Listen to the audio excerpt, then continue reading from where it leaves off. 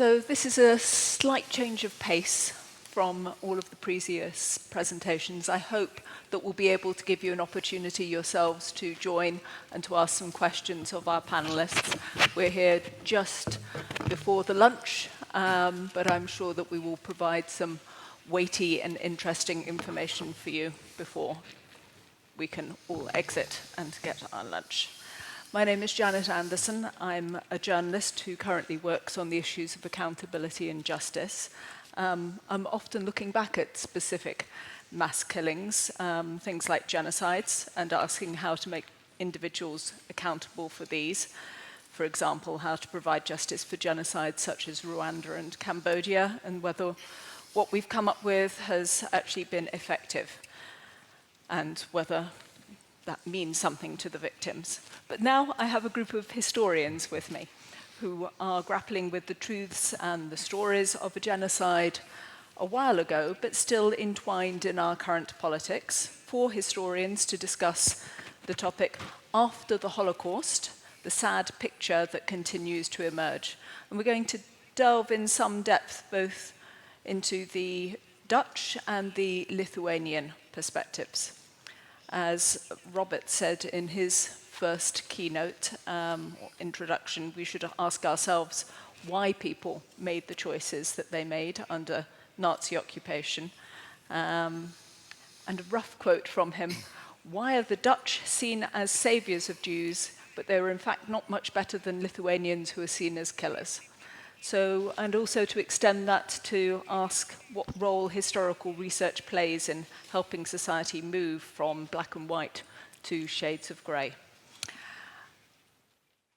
I'm going to ask first Marty Bax to speak. She is an art and cultural historian working with the Claims Conference, that's the Conference on Jewish Material Claims Against Germany, as the expert provenance researcher on the plunder of books and archives from the Einsatzstab Rijksleiter Rosenberg, the ERR, in the Netherlands.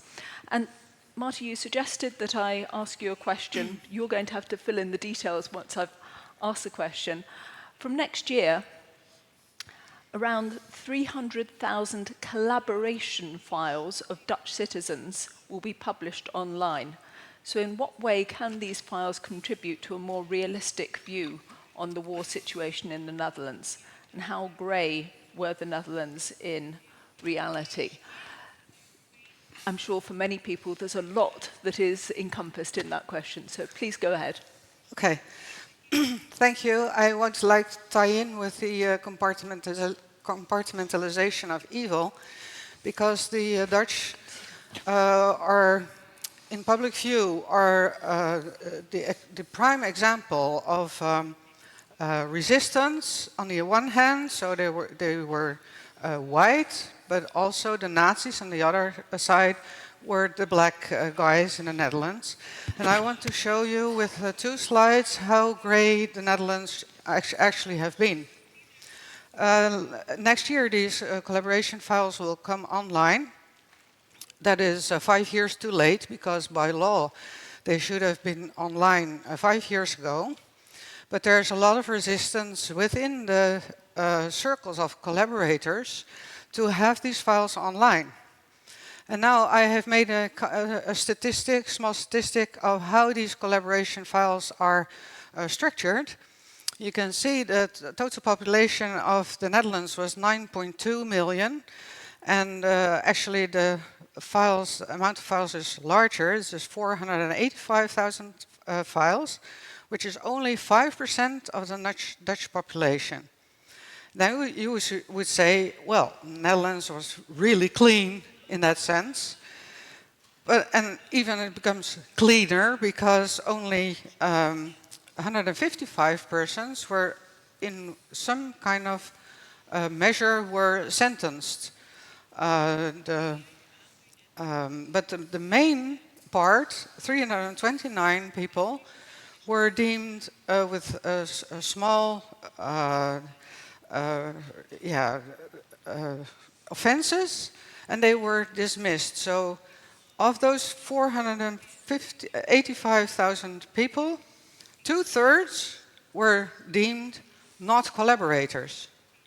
And now if you see how much resistance there is of getting these files online, you may wonder, yes, but what is then the problem? See, because if the larger part is not a collaborator, why shouldn't you open the files and then have the facts for all those people? But I'll show you in 2 examples how difficult it was to determine someone a collaborator. Here you see the dot map of Amsterdam. This was made in May 1941 by people of the civil registry in a commission of the Nazis. The main person who commissioned this was Klaus Barbie, who was a very sadistic Nazi. And every dot you see on this map represents 10 Jews. So if you can see how in Amsterdam the Jewish population was concentrated in some areas.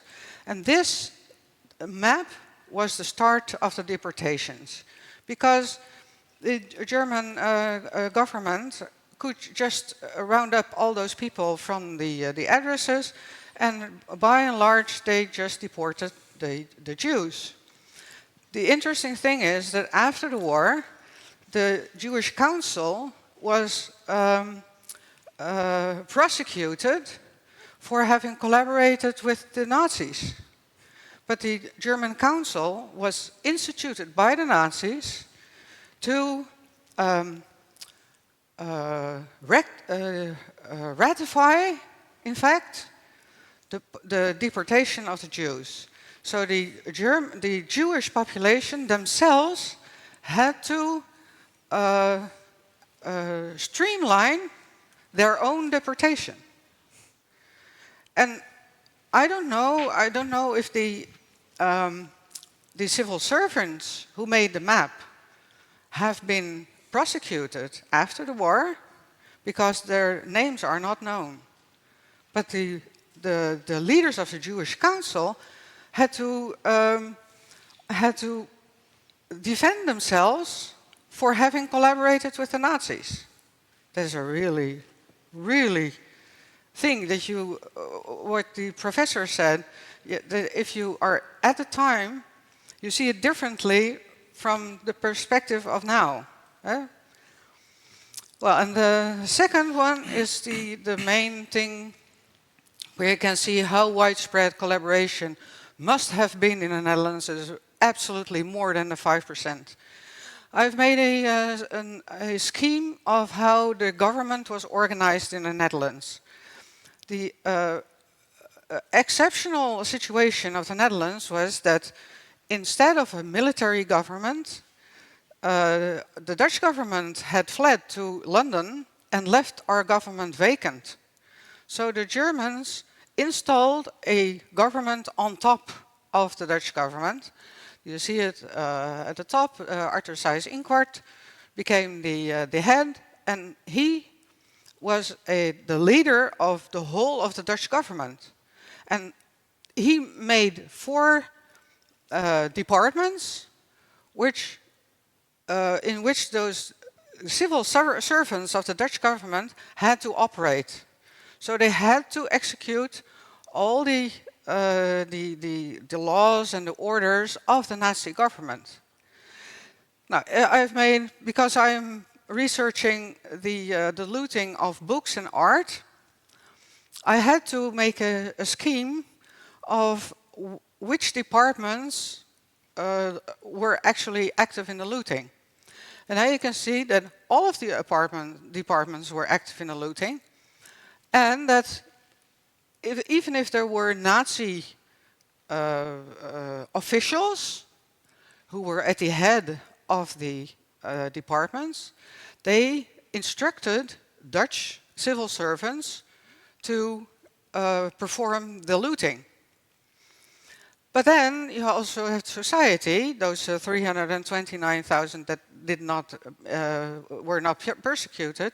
They belong to the wider societal structures, and these were also involved because all those Dutch civil servants had to instruct other people in the Dutch society to perform all those actions. So in my research, I come across many names that are not even in those collaboration files. Now, one of the organizations which was separate of the Dutch Nazi government was the Einsatzstab Reichsleiter Rosenberg. And he was especially commissioned to loot books and art and archives. But from March 1942, he became the main looter of all the Jewish households. So he became the head of all of the looting. And he, in his turn, had hundreds of people who had to transport the books, who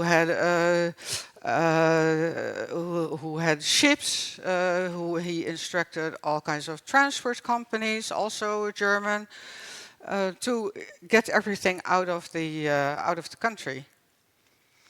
So this is more or less the situation in the Netherlands. And then you can ask, how grey was the Netherlands in fact? So I think we, as a Dutch government, you should say, we have to put this out in the open so that people can get clear with the past. Huh? That's maybe, yeah. Do you? That's fine, they've moved it on. Thank you. Thank you very much, Marty.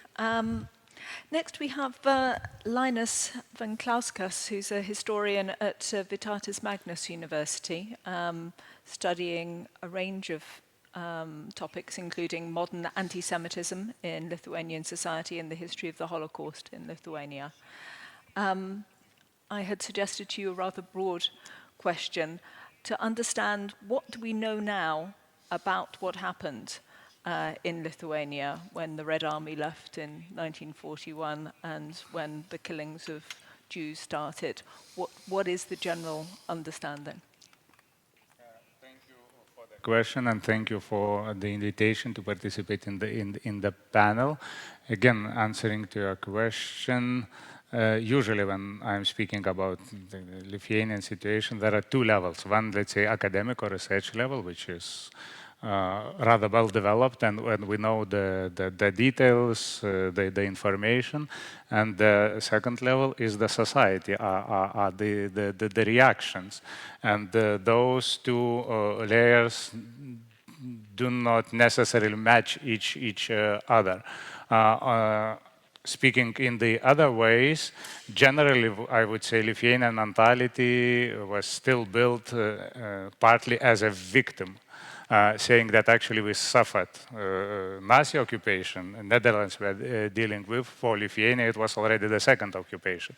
Before that, it was Soviet occupation, and after Nazi occupation, second Soviet occupation followed. So all the time, the sentiments, let's say, that first of all we are victims, and we should speak about what we have lost at this point.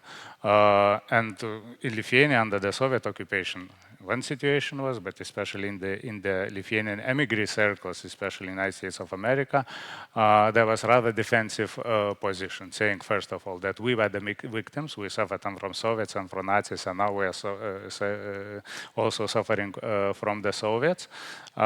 If there were the researchers and putting the unpleasant, I would say, truth for the Lithuanian society. Look, that there was a Lithuanian provisional government which was acting under the Nazis' occupation. There were a number of Lithuanians who were directly participating into the mass killings. So the reaction was, whether it was the rejection, saying that, okay, this is not true, just speculating, manipulating, and so on and so forth. By the way, anti-Semitic discourse, sometimes the global stereotype saying that the Jews are controlling media and so on and so forth, was also used by the Lithuanian immigrants, saying that we are not able to say the truth. What we are saying, it is not the exact historical facts, but we cannot say the truth because the media of the United States of America is controlled by the Jews. So we know the true story, but we are not allowed to say the story.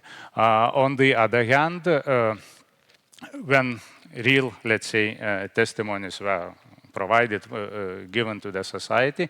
So usually here in Lithuanian historiography we have double, so-called double genocide theory, saying first of all that actually, again, we Lithuanians are the victims, but usually I'm saying as in the kindergarten, you know, they started the first. So the rationale was here that actually Jews started the first. They were too supportive, too sympathetic during the first Soviet occupation.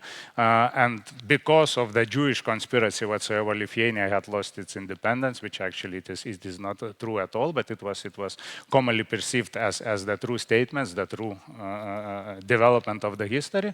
So since the Jews started first, Lithuanians as if had the right to revenge or to react. So if not the Jewish manifestations and support of the Soviet occupation within this first year from 1940 to 1941, as if Lithuanians would not be so deeply involved into the Holocaust. So actually, yeah, the real situation when Nazis invaded, formally speaking, Soviet Union, but actually it was the territory of just 1 year ago, independent Lithuania. Actually, very soon, Jewish mass killings started in very, how to say, brutal and intimate way, meaning Holocaust by bullets mainly. Of course, we have to bear in mind the Nazi propaganda, which was very close. On March 1939, Klaipėda, Memel, and then the environments were occupied by the Nazis, and actually the ideas were circulating very intensively. Even opponents of Smetona's regime, Smetona, our authoritarian leader from 1927 till 1940. So the opponents of Smetona installed their offices, headquarters in Klaipėda and Memel, published the newspapers, pamphlets against Smetona and so on, and then smuggled it into Lithuania. At this point, also, usually I'm calling it contextual anti-Semitism, Jews were also blamed by the Smetona's opponent, saying that Smetona is not the leader we would like to have. He is not too nation-orientated, so on and so forth. But in the second, third, fourth position, Smetona's opponent would mention that actually he is also too pro-Jewish. So if we would get rid of Smetona, actually we would get rid of Jewish domination or something like that. So Nazis worked rather intensively on that image.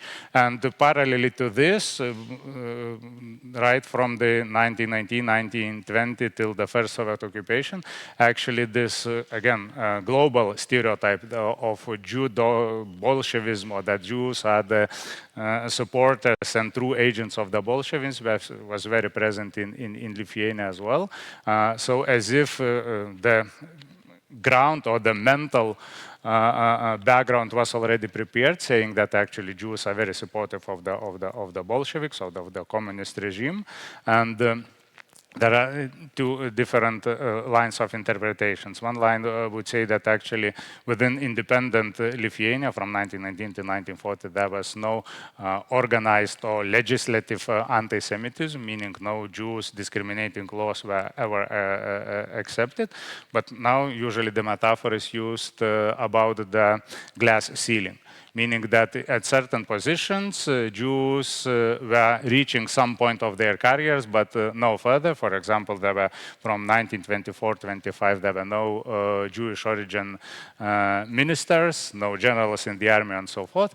And within this so-called people's government, pro-Soviet government, the Minister of Healthcare was Leon Kogan, the Jewish minister. So as if for the population, it was the obvious a fact that actually Bolshevik rule is the same as the Jewish rule.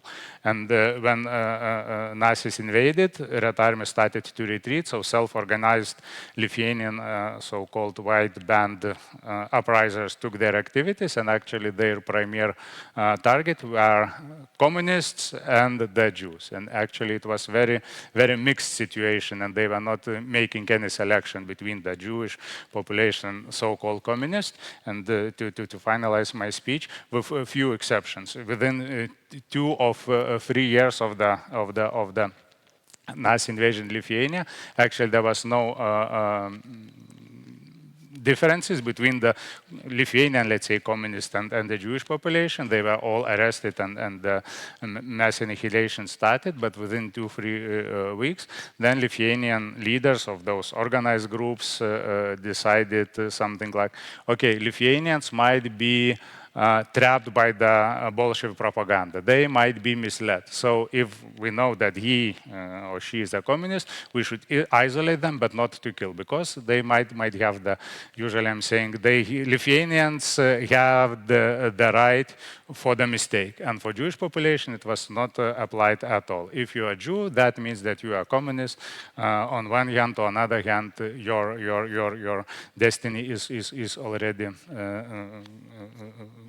set up, and then you will not have any future in this country. By the way, also the rhetoric was used rather, how to say, involving. First of all, Lithuanians were saying we are regaining our independence, and of course this is the mobilizing factor. On the other hand, Nazis were coming with the slogans. If we do not have the context, for example, Nazis were saying that we are building new Europe, which also is very promising and very, very involving. Who wouldn't imagine to have the new Europe? Our politicians, our bureaucrats also use the slogan like that we should do something for the new Europe. So the change was there, but no one was speaking about the content and the price of these events. So for this round, that's all. Wow. Yes, what a run through. Thank you. I have so many extra questions, and I'm sure everybody else would have, but we need to carry on, including our different panelists. Let me turn to you, Arunas Bubnys, the Director General of the Genocide and Resistance Research Center of Lithuania. I'm wondering whether you can take us along with your professional research and explain how you have developed your understanding of Lithuania's role and the collaboration in the Holocaust. You know, it's been a long journey, I imagine, to get to where you are. I will put on my headphones to hear your answer.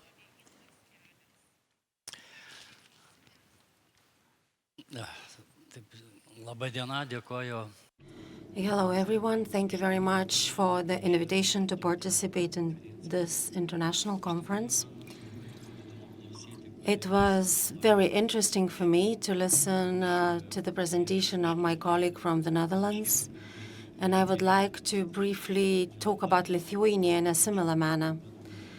Lithuania was also occupied by Germans, and if the Netherlands had this self-standing Reich institution, Lithuania was a part of Ostland Reich Commissariat, which also included 3 formerly independent states, Lithuania, Latvia, and Estonia, and the western part of Belarus. So at the beginning, Lithuania was under the rule of the armed administration until the end of July 1941, and then it was under civilian Verwaltung.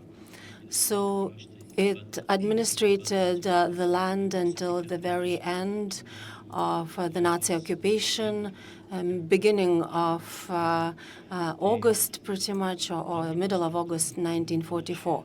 The management structure is very similar as in Netherlands.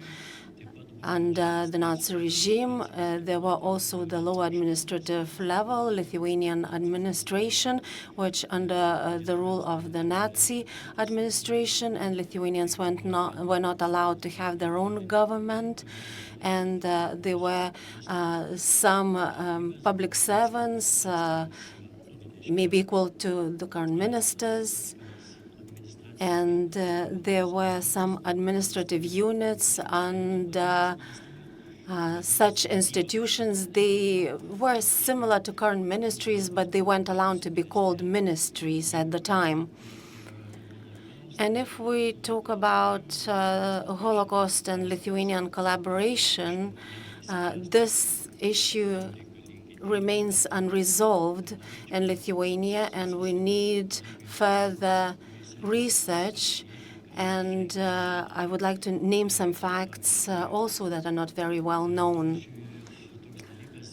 For example, you know probably that Lithuania was occupied and annexed by the Soviets until the 1990s, and this desire to get rectification for the KGB and other Soviet repressive structures, according to the currently available archive of the KGB, we had approximately 1,800 of people sentenced, Lithuanian residents sentenced for collaboration during the Holocaust, and 250 were sentenced to death. And when Lithuania regained independence, this issue became relevant again, especially in the United States. There were some cases of deportation for Lithuanians that became clear that they collaborated with the Nazis or had some discriminatory or involved in discrimination activities. For example, one of the cases better known is Lileikis case, who was a police chief in Vilnius, and also Deputy Chief Gimžauskas and others. And we do understand then that we didn't have many of such people, and after the war, 50 years later, only some of the people could be that could have been under the punitive law, they already were gone. And during the independence times, we realistically, such cases as Lileikis and some cases were not also finished in the court. If to talk statistically how many Lithuanians could have participated in the Holocaust, we should say that as some people say that only a small number participated. That's not true. The process was very well organized, logistically streamlined, and according to the Nazi law, also Lithuanian institutions partook as well as the residents. And we should probably talk about self-security battalions that were under the Nazis and all kinds of police units, supporting units in 1941 in summer and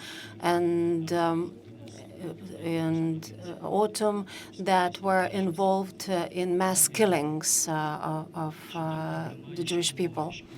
And this issue became apparent and became more relevant in 2010 when Lithuanian Jewish Association in Israel announced lists of Lithuanians who partook in the Holocaust. And it included approximately 5,000 names of Lithuanians. And to our center, our center was entrusted with checking whether the lists were true and whether these people actually were involved in the Holocaust. And this list, established by the organization, was also announced on the internet, but nobody indicated what resources were used for that. So we needed to find the resources, to check the names, and therefore the process required 2.5 years or so, from 2011 to 2013. And according to the information that we had, or information that we found, we identified that during the checking of the list, approximately 2,050 people actually were directly or indirectly involved in the Holocaust. Directly meaning who were involved in shootings, and indirectly meaning who were rounding up Jews and who were guarding ghettos or somehow differently partook in persecution of the Jewish people. So this number, 2,050, is not the final number, in my opinion. It should be several times larger. Unfortunately, we don't have reliable data that would help us identify how many Lithuanian residents partook in the Holocaust. And we cannot respond to the question, and we doubt that this question will be answered at any time. So this is as much as I wanted to say. Thank you. Thank you. Thank you very much for that. Let me turn now to Ronaldas Racinskas, I think has been the Executive Director of the International Commission for the Evaluation of Crimes of the Nazi and Soviet occupation regimes in Lithuania. Ronaldas, I'd asked you maybe to explore with us how far historical research, I remember Jana had it in her list of one of the many measures that could be needed, including justice, including memorialization, how far historical research does actually change people's perceptions. As Linas has just said, there's a different perception at societal level from research level, how it can change people's perceptions about the past. Thank you. The short answer would be that it can and it cannot. So let me explore a little bit. And first of all, I would like to say that I very much like the title of our conference about the shades of gray. And I use this term, when I discuss about this complicated historical past of Lithuania. And first time it came, I think almost 10 years ago, when I think it's Richard Friedman, the chairman of Cape Town Holocaust and Genocide Center, came to Lithuania because he is rooted from Lithuania. His ancestors are from Lithuania. So we spent a couple of days traveling and looking for his family roots, and of course all the time we discussed this complicated history of Lithuania. And at the end of this trip, he said thank you, because he finds some interesting things which related with his family. And he said, look, I have different attitude.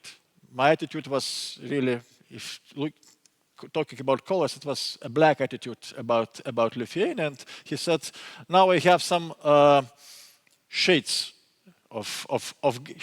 he mentioned not gray. He said, I have some shades of black. And what he said as well, he said, it would be your greatest achievement, because I was talking about the importance, for Lithuania to come in terms with its own past. And he said it would be your greatest achievement if the Jewish people emigrated from Lithuania, the Jewish communities, let's say in South Africa, America, and other places, would have some shades of black. So this shows that it's really, the situation is really problematic. And as we deal with two totalitarian regimes, the Soviet crimes and Nazi crimes, of course we have contacts, we deal with people who were directly affected by these regimes, the Holocaust survivors or second, third generation Holocaust survivors, as well as those political deportees, as my parents were, yes, and these organizations. And I can say openly, it's really a hard task and hard job, because we're trying to stick to historical truth and facts. And as Linas rightly pointed out, that in academical research in Lithuania and internationally, I think we are, if not 100%, at least 95, 98%, we are in line with Western historical research and understanding of what was happening and what happened and the reasons and the consequences of the Holocaust. And speaking about, the population is a different case. And as I said, we're dealing with these two paths, and we try to stick on our own agenda. We don't want to follow anybody's orders, and don't want to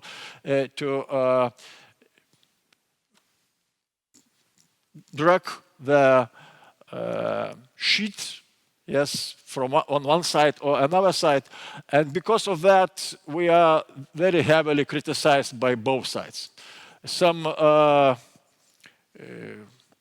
Jewish, I would say, propagandists or enthusiasts like David Katz, Zurov, now it's Gochin, he draws our institution and even myself that we are even worse than the neo-Nazis marching on the streets, because with skinheads and neo-Nazis everything is clear, and we are very sophisticated, people who are trying to obfuscate the Holocaust and other things.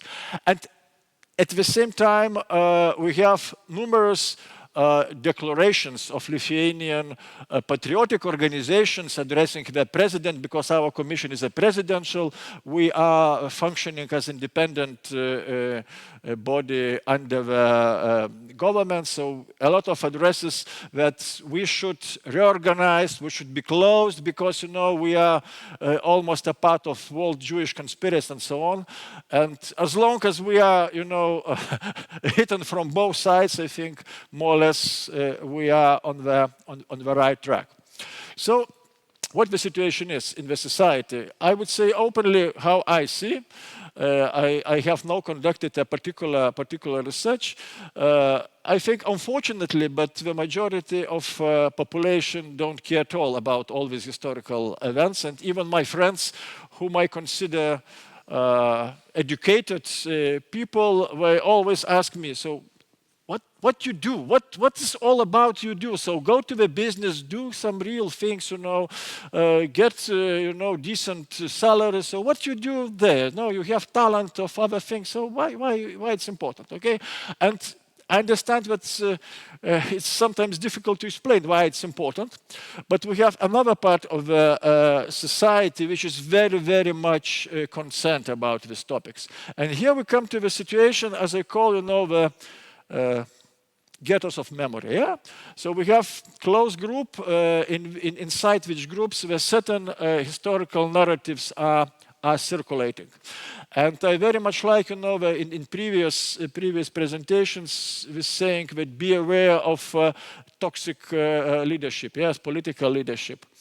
And because the history is very, very strong social and political unifying factor of the society, or at least certain groups of the society, these leaders, I would say, of this ghettos of memory, we want to keep these gates, windows of these ghettos closed, to build higher walls of these ghettos of memory, and to put fingers, show fingers to another ghettos of memory which cultivate opposite narrative.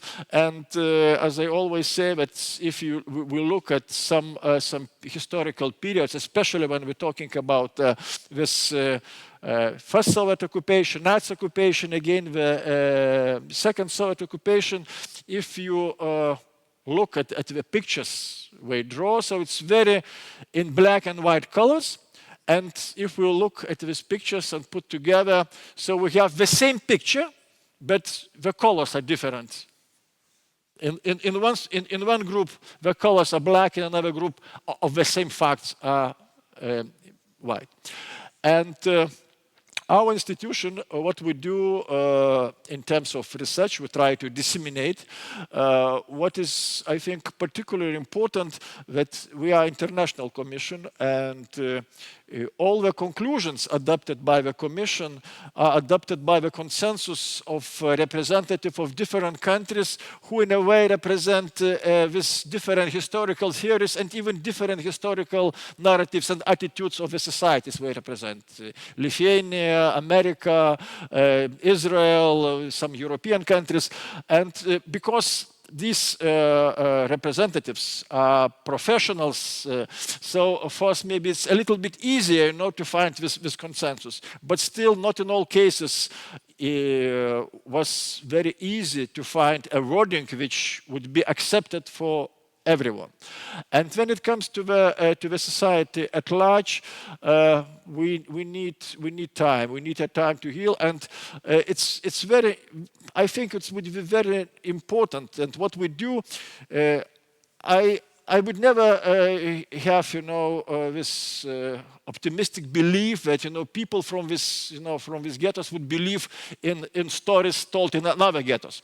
But at least we encourage them to open the windows, to meet each other on the neutral territory, if I could say, and to talk with each other. But we still have the fight, and sometimes it happens so that the leaders, these leaders of this ghettos of memory, we need each other. We need the common enemy. To show these are our enemies, and this is there is. I think it's the strongest unifying factor is the common enemy, and that's why we still have these clashes of historical debates in the society. The historical research is not on the count. The problem is that if somebody has a belief or prejudice, I even say, the historical truth established by historical research or archival documents, for them it doesn't matter. So if it's contradict with their beliefs, we will stick with their beliefs, but not with the historical facts. And at the end, I just say one example. So because we conduct seminars for the teachers who teach about the Jewish history, about the Holocaust. And because we believe that speaking about the Holocaust, we should not start from the killing pits or the gas chambers. We should start speaking about the common life of Jews, Lithuanians for the centuries. And we represented the Jewish tradition, Jewish origin, so how Jews came to Lithuania and other things. And after 2 days of this seminar, the teacher, so it's a teacher, it's supposed to be educated person, yes, the teacher raised hands and said, okay, so you told so many interesting things I never know, but how it can be true, because my mother said me this and that, and she repeated, the ugliest, prejudice about the Jews. So this is the really problematic process. Thank you. Good conclusion. I want to open the floor to any of you to come up with some questions in a moment. But first, just to give the opportunity to members of the panel, is there anything that you would like to say to each other? Any follow-up questions or any additional, from what you've been hearing from each other? No? Okay. You all know each other far too well. Okay, I have my own questions to ask as well if there are no questions from the audience. So just though to start the opportunity here. Okay. There's the question. There's a question. Thank you, sir. You may ask in English or in Lithuanian as you wish, but please tell us who you are. Ramūnas Kondratas. Memorialization is a big issue now in Lithuania, both of communist and Soviet era people, and also plaques and other street names that are being named for interwar actors who are somehow involved in the Lithuanian government. And so it's a very broad question, but maybe I'll go with the current one that's now in the news in Lithuania is the case of Kazys Škirpa, was the head of a Lithuanian organization formed in Berlin, and they were also responsible for the June uprising, 1941, and I guess about a month ago, some people put up plaque for Škirpa on the building, and wasn't approved by the city. It was taken down, and I guess yesterday there was a meeting in the city council, and I don't know what the upshot. I haven't read the thing, whether the plaque can be put back, and if not, and I think, I guess this is a question for Dr. Bubnys, because his organization have a memorandum saying that Kazys Škirpa was not a collaborator in the same sense. And it goes back to the differentiation of collaborators and all the points that they saw with the Dutch, all the striations of collaboration. I even thought of another one. Is there such a thing as ideological collaboration? Because Škirpa certainly said that there was no place for Jews, thought there was no place for Jews in Lithuania, but I don't think he did anything about that, or I don't even know if he wrote those words, because another person, Bubnys, was the one who wrote most of the documents that we have. So thank you. I'm going to cut you off there, but thank you. This was exactly the question I had assumed somebody would ask, so thank you very much for doing so. It's directed towards you, but I think for everybody, I think it's also an interesting thing to discuss, the issues. Specifically, this is about what your research centre has said, but for everybody, the issues of memorialization and also collaborator, perpetrator, and where the lines lie. So please, may I start with you, please, Arunas?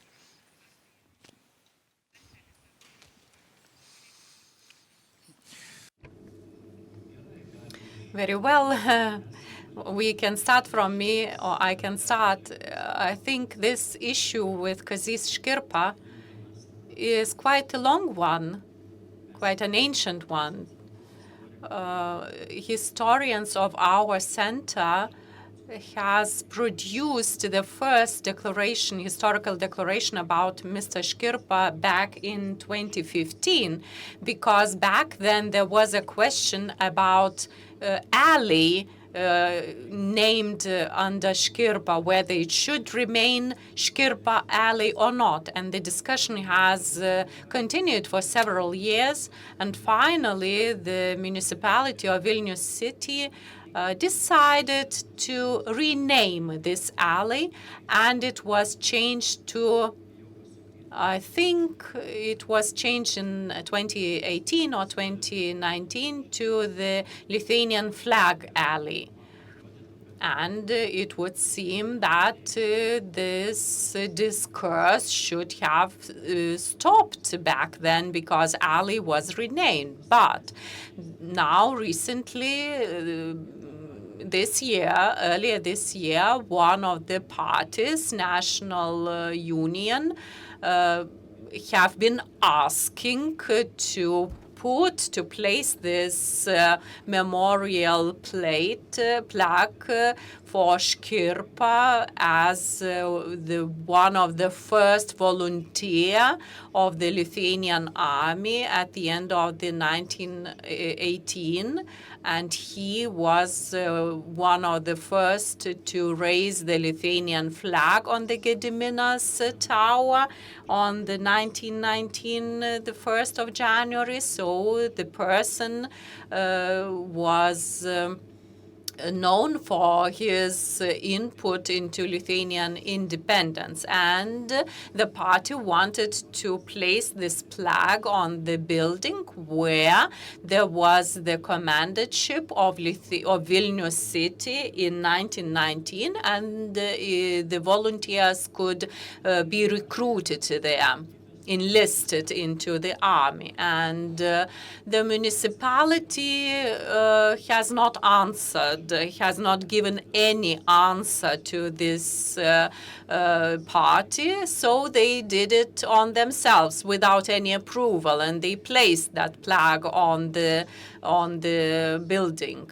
So according to the order of the municipality, this plaque was removed, and now there is also legal proceedings ongoing regarding this issue, and also discussions on the political and ideological level. I think Ronaldas Racinskas could tell more, because yesterday the so-called Sovietization Commission, who is responsible for the decisions regarding the renaming streets or soldiers' cemeteries, etc. And yesterday, this Desovietization Commission discussed this Škirpa's issue, and based on the conclusion of this commission, I, as the CEO of the center, have to make the decision whether I approve the commission decision or not. So this issue is again very relevant right now, because it is not the object of the historians anymore, but the political issue. It has become subject and object of the political discussions right now. So indeed, I do not hope any good from it, any good outcomes. End of the translation. Thank you very much. Please, you've been thrown the grenade. Thank you. Few remarks about history and politics. You know, what is the history? What is the history? History is the politics of yesterday. And what is the politics? Politics is the history of tomorrow. So it's, and when these historical events are, you know, very recent, and we still have people involved in one way or another in these political events, so this would be very, very difficult, you know, to have, you know, as we call, objective and, you know, one mainstream attitude, especially in these difficult circumstances. So Škirpa is one of these controversial examples. We have more of these examples like Jonas Noreika or Juozas Krištaponis and others and others. And yes, it's a little bit different case, but let's say also it's on another side. It's about Lithuanian artists, writers who during the Soviet time collaborated. So the best known examples, I would say, is Petras Cvirka or Salomėja Nėris. So we're dealing with all these issues as well, and it's not an easy task, I would say. And I can even say openly that by the law, our conclusions of the commission, I am deputy chairman of this so-called Desovietization Commission. By the law, our conclusions, our recommendations should be adopted by 2/3 of the participants of this commission. And I can say openly, yesterday we were not able to reach, definitive answer. Was he collaborator or was he not a collaborator in this case? But what we agree upon, and we agree unanimously, that in the case of such controversial figures, historical figures, we recommend to suspend initiatives putting new plaques and new signs of appreciation, because it would be a little bit strange, then we have already some kind of monument for the person which was built during the Soviet time, and he or she has kind of double history. So sometimes we recommend not to remove the monument or not to remove the or to change the street name, but we recommend to put the explanatory plaque or mark which explains another part of this personality. But in case of the new monuments, we recommended that this not should be done. This is the brief answer, but it again shows the complexity and difficulty of this historical events. And as Arunas rightly said, it became a political issue. And the problem also is, it was a good question, why municipality haven't done anything? Because on the one hand, 5 years ago, for the municipality was very clear. It was not the new street of Škirpa. We changed the name of the Škirpa, which already existed, which shows no more or less clear attitude, yes? And the political, I would say, tendencies in the society right now in Lithuania are, I would say, a little bit more favorable for more nationalistic and more, I would say, this right groups. I don't want to put, this general size, but to this side. And politicians were also counting. And we don't want to make their own decision, so we better, throw, this hot potato of a ball to genocide center or to our commission. But what we I am not a historian, but what we, the historical community of historians or people who in one way or another are in the field of history, we're saying that this is a political decision, even the decision. So historians, we can present facts. And the fact shows that on the one hand, this person was the hero and the patriot of Lithuanian Republic, yes? And on the other hand, was a collaborator or the ideologist of this anti-Semitism, yes? And to answer to the question, probably Hitler haven't killed any single Jew by his hands, yes, but or other Nazi people. So it's I would say the less evil is the not educated, person who is pulling the trigger, for me, than the ideologist who, by his words, who collects the army of these killers. I'm going to come back to you, Marty, but Linas, would you like a word now? Thank you. Actually, almost was already said. My remark would be that, and Ronaldas said that this is the political decision. So first of all, to my understanding, our politicians lack largely lack imagination, because what we are now doing or discussing, this is the second half 19th century mentality, when we are marking our territories, saying that this is our street, this is our monument, this is our plaque, as if that changed something. So this is not the way, I would say, but in order to find the way to solve the problem, I think it needs the imagination, it needs hard work, and it needs some time.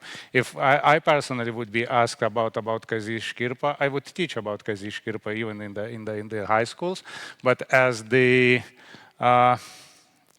phenomenon of misleading understanding of patriotism, because he would consider himself being a patriotist, but the line dividing patriotism and positive activity sometimes is very thin in comparison with the atrocities you could have.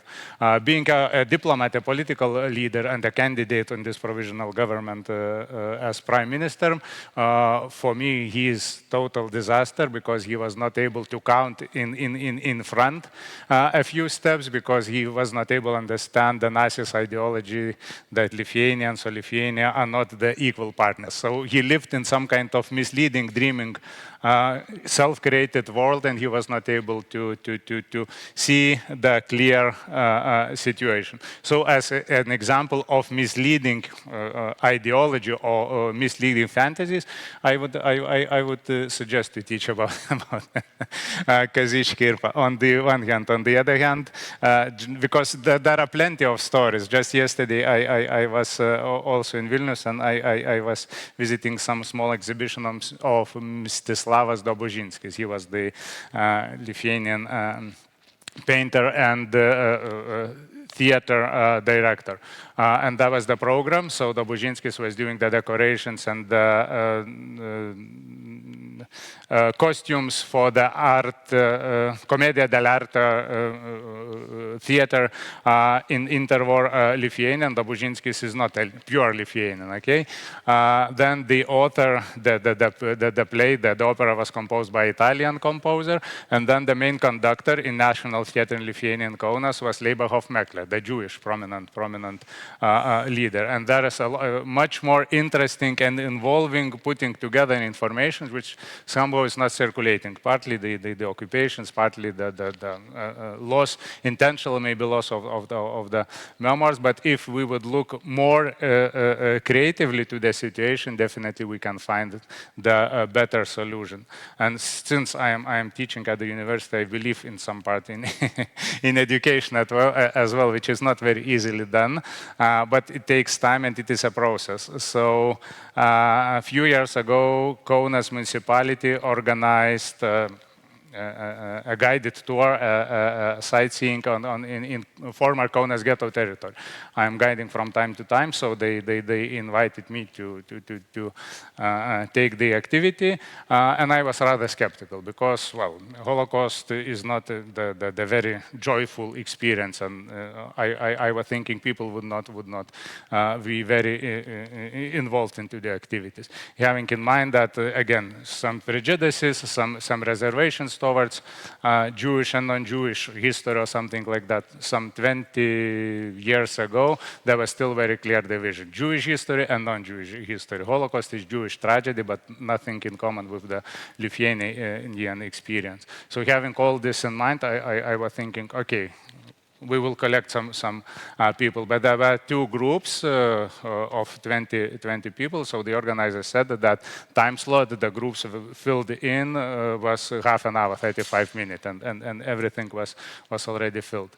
So for me, it was the very positive message, let's say, that actually the interest is growing, and we just should think of how to put the guidelines for searching the information, for getting the information, looking on one hand in front of us, on the other hand looking backwards. As I said, the cooperation, the nicest project of different ethnicities, different backgrounds was still very much functioning in the let's say pre-war or interwar Lithuania, instead of still be glued to the second half 19th century mentality, marking our territories with some kind of landmarks. Thank you. Marty, do you have a comparison, an example in the Netherlands that you think might be useful to add to this discussion on Sherpa? Well, I understand it's about the plaque of a street of some person that has not to be fixed or fixed. We have the same discussion in the Netherlands. We have our colonial history in the Netherlands Indies, where atrocities were committed over centuries. And so, but what I wanted to focus on is on the influence of mass communication at the time, on the platforms that Robert is researching. You see a lot of disinformation about historical events, and then it whips up public discussions about how you should deal with this part of history. Well, I can say that in the Netherlands, for instance, the Second World War and colonial history is being taught at school. The young children are generally interested in it, and well, they have to have exams on it, so they have to learn it. But if you erode the educational system, which is happening with the new government, who is cutting down the budget of education, then the field opens for disinformation. So that is, I think, a future problem of how you deal with your own past.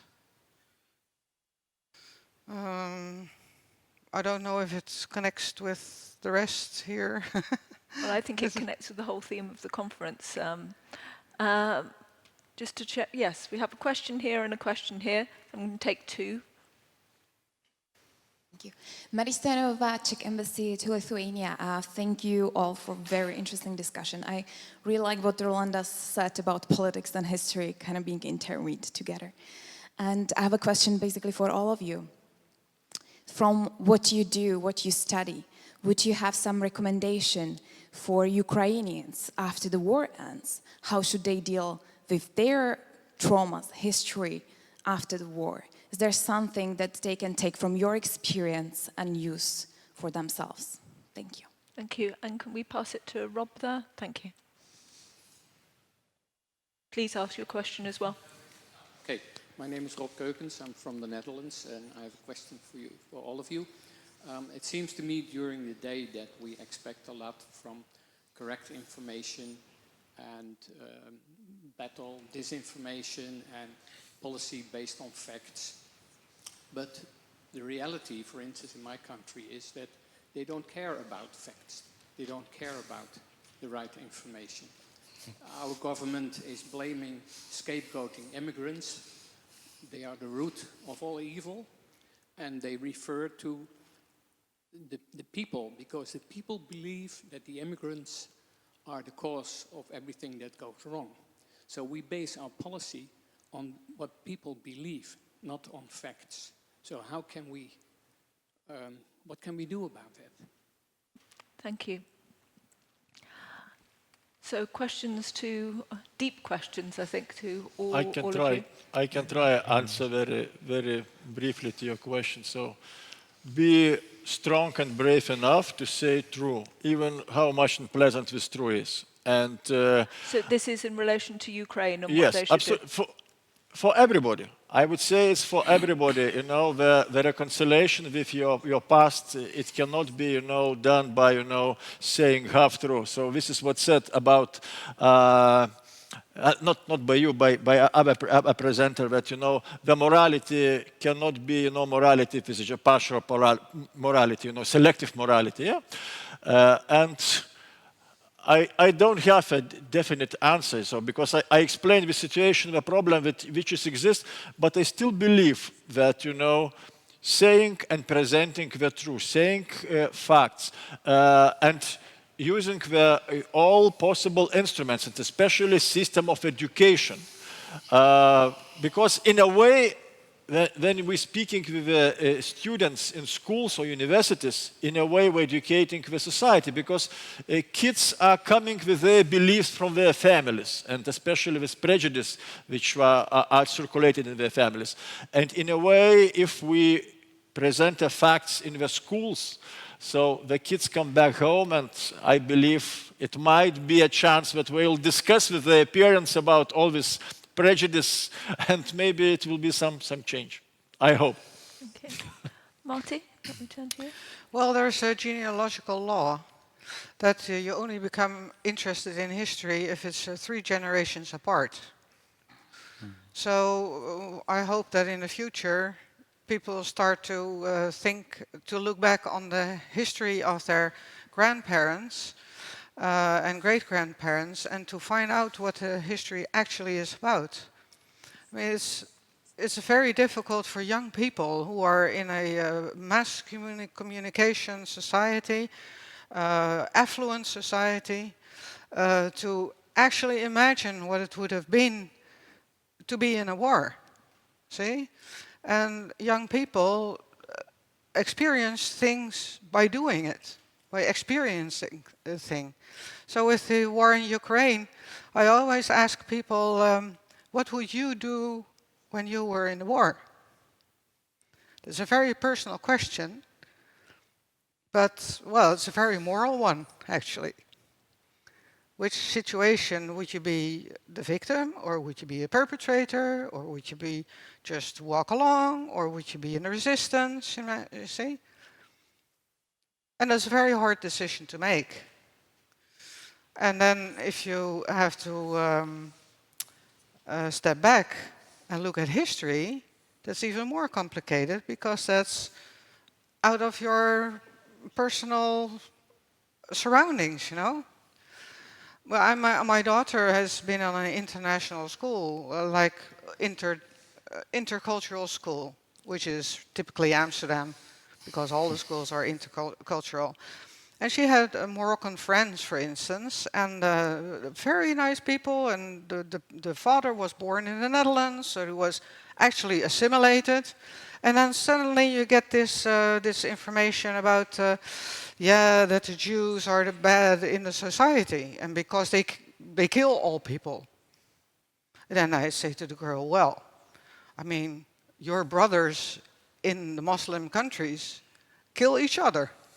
So what's the difference, you know? But the reflection, they're so indoctrinated that it's very hard to neutralize indoctrination. And that takes 2 or 3 centuries. Yeah. And Arunas, are you thinking about Ukraine and what may be possible?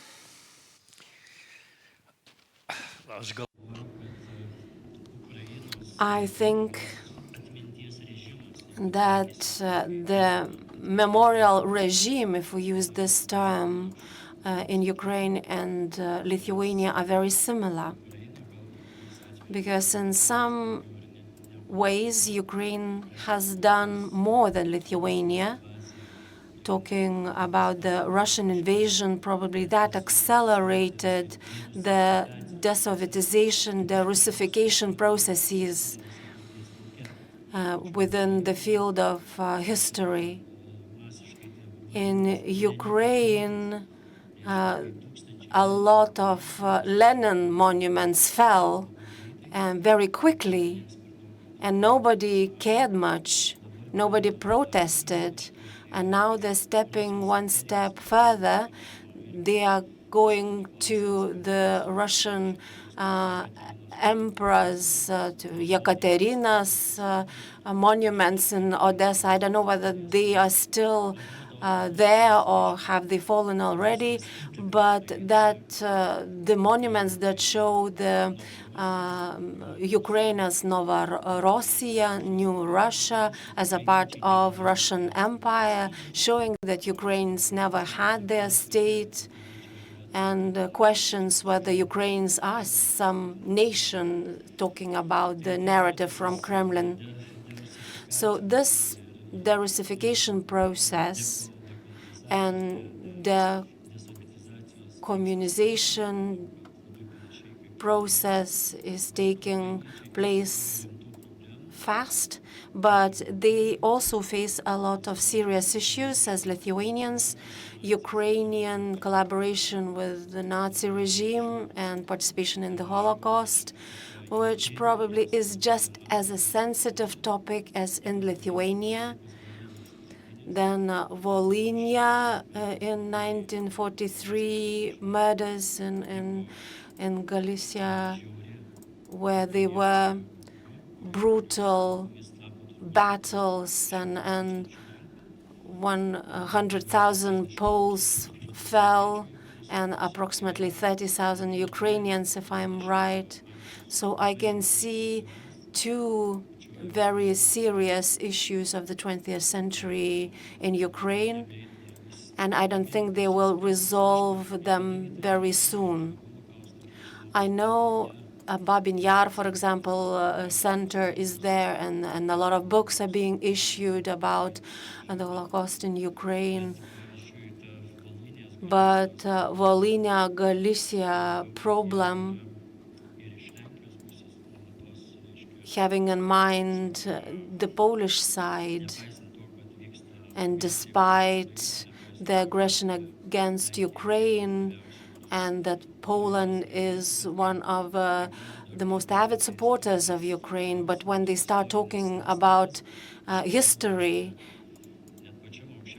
even on the very highest level, Prime Minister Tusk also said that Ukrainians are guilty for murdering Poles, and they should say that they are sorry and somehow memorialize these events.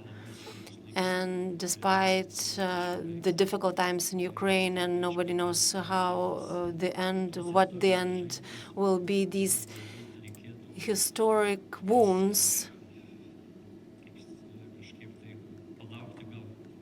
they require some time for now, at least for now, when we have active war. Otherwise, we stick our fingers into these wounds, and such behavior of politicians is not very wise. Linas, can I ask you, do you think it's possible to make people care about the truth? Even to make politicians care about the truth? That's a good question.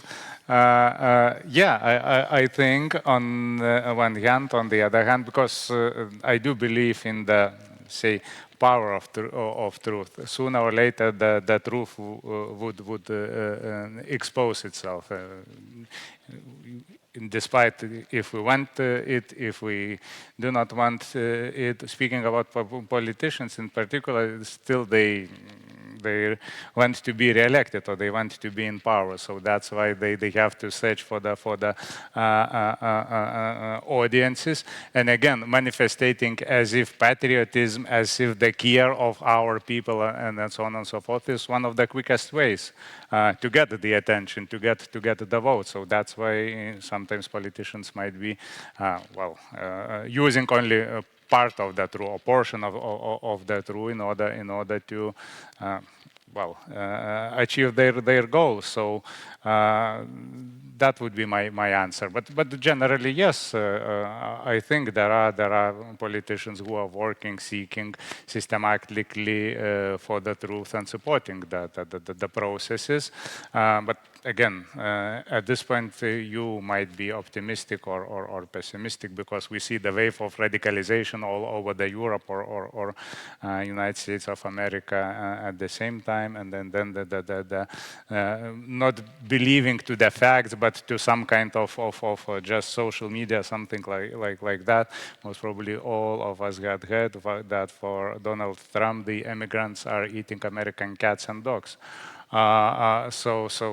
which also makes some kind of impression. But again, speaking about the fact-orientated education or perception, if we feel that it does not work with the younger generation, something like that, so let's make them feel. Let's initiate some kind of I don't know, meetings, some kind of projects of hosting those immigrants who are as if very dangerous, something like that. So through very small empathetic things, I would say also that there might be the results which might be a little bit surprising at the end.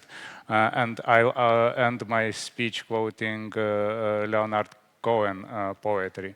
There is a crack in everything, that's how the light gets in. So all at any case, there is a possibility at least to do something. We just have a few more minutes to go, unless the moderator gives me an indication he wants. Would you prefer me to wrap up now? I would like, may I have the, oh, I don't need a microphone. You don't need a microphone? No, because I have one. I'm working with a microphone. Fine. No, the discussion reminds me of one thing that happened in the Netherlands. So, you know, Abraham de Zwaan was talking about the police actions in the Dutch Indies and the crimes that were committed there. We've been discussing how to deal with the past. So what I find very interesting in the Military Museum in Soesterberg, they have one installation which focuses on one of the military leaders that was leading the police actions, Westerveld. And it shows the two sides of the man, how he was perceived at that time as a war hero and how he is now perceived as a war criminal. And so you show the man with the two sides, right? And I think like this plaque, like of General Vitra, actually should be in a museum showing the two sides. Right? And then another thing, in the same museum, they have an incredibly interesting installation. You can choose your war. And then a film starts and it stops and you have to make a choice. And the rest of the film follows that choice. And it's very educational for young people to understand that choices, you know, are sometimes difficult, but they always have consequences. So I think this is something where Lithuania could learn something from. Exactly. Thank you. We have a few minutes left. Would anybody like to make a final remark? Perhaps thinking about how, especially we get to that stage, how do we encourage this process to happen in each of your societies? But please keep an eye on the clock.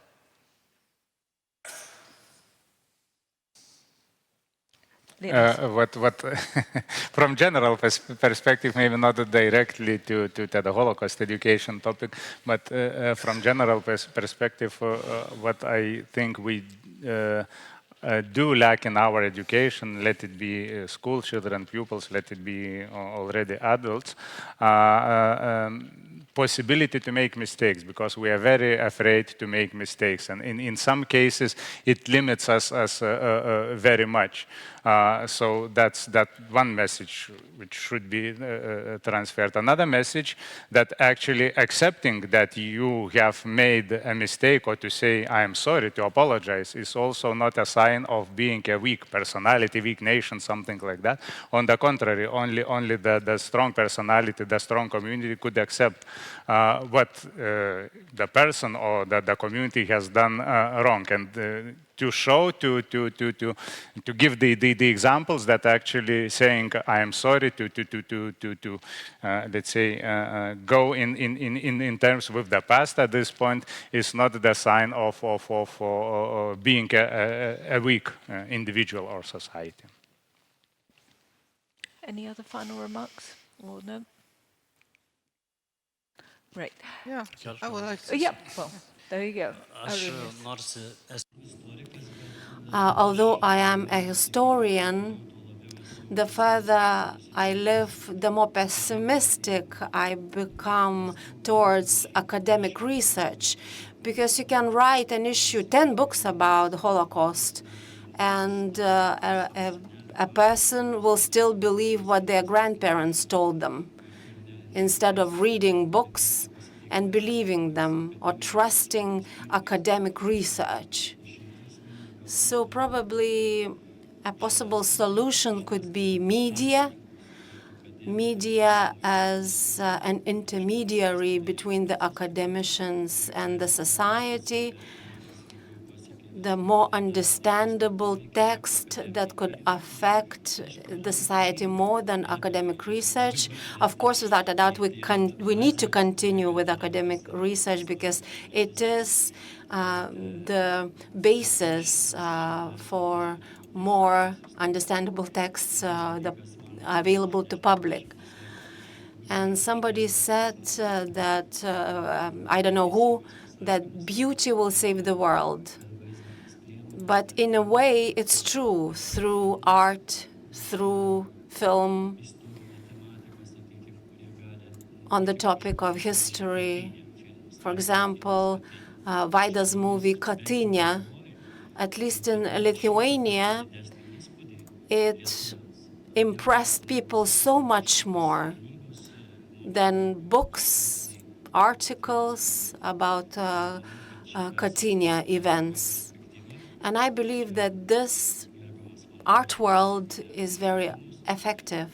And Mr. Van Worden talked about games on the topic of history, gaming.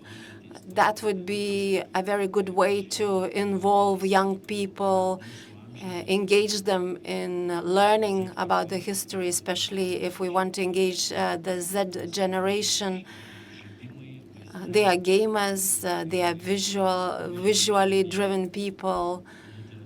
And of course, literature and documentaries, this world could be used to form the narratives and strengthen our historic memory. Thank you. All I can say is welcome to my podcast at some point, Arunas.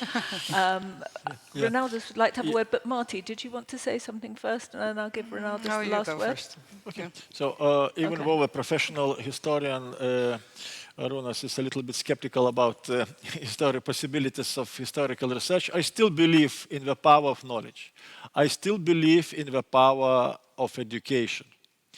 And I still believe in the morality when it comes to the politics. Of course, politics and morality, it's two very, very different things, and it's difficult to combine. And the history of humankind shows that it's where morality and politics were apart. But in a way, it also shows that the political decisions and politics without the moral considerations at the end of the day are bad politics.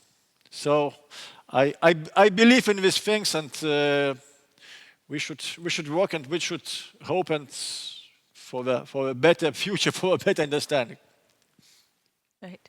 So I'd like you all to join me with saying thank you very, very much to the whole panel for really interesting set of presentations, and thank you so much for your questions as well.